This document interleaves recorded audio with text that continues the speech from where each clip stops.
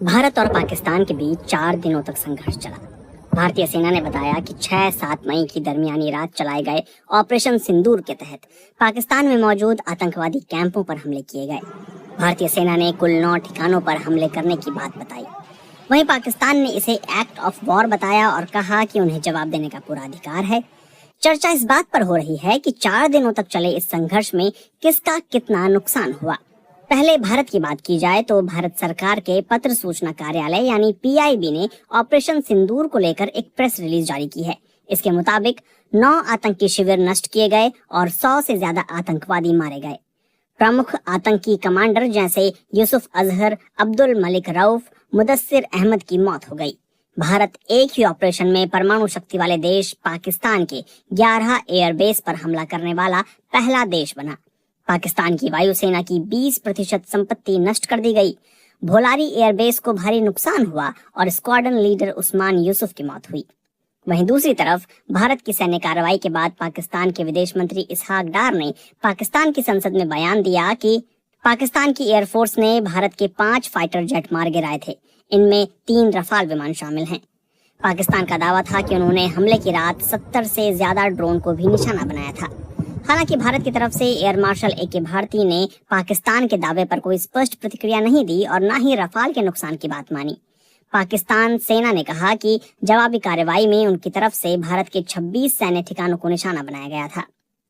Satellite तस्वीरों में क्या दिखा? संघर्ष के दौरान भारत और पाकिस्तान ने एक दूसरे पर हमला करने के लिए ड्रोन और मिसाइल का इस्तेमाल किया।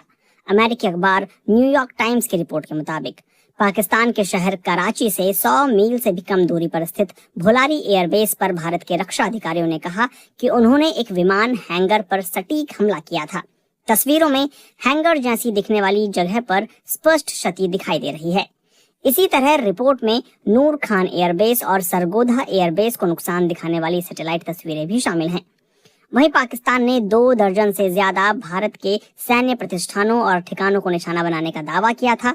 इसमें उधमपुर एयरबेस भी शामिल है, लेकिन उधमपुर एयरबेस की 12 मई को ली गई सैटेलाइट तस्वीर में कोई नुकसान नहीं दिखाई देता।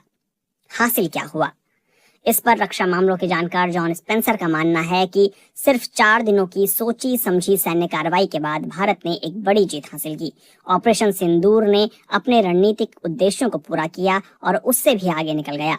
आतंकवादी ढांचे को नष्ट करना, सैन्य श्रेष्ठता का प्रदर्शन करना और एक नए राष्ट्रीय सुरक्षा सिद्धांत को दिखाना, ये प्रतीकात्मक नहीं था, ये निर्णायक शक्ति थी जिसका स्पष्ट रूप से प्रयोग किया गया।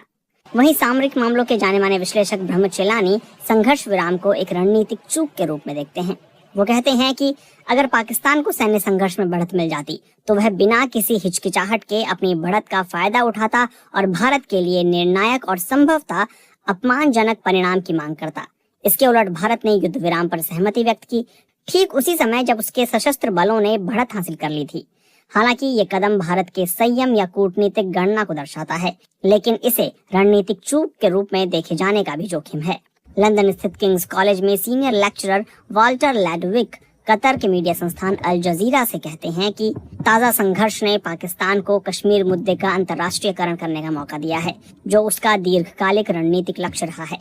वहीं कूटनीतिक रूप से भारत ने पाकिस्तान स्थित आतंकवादी समूहों पर अंतर्राष्ट्रीय ध्यान फिर से केंद्रित करने में सफलता हासिल की है।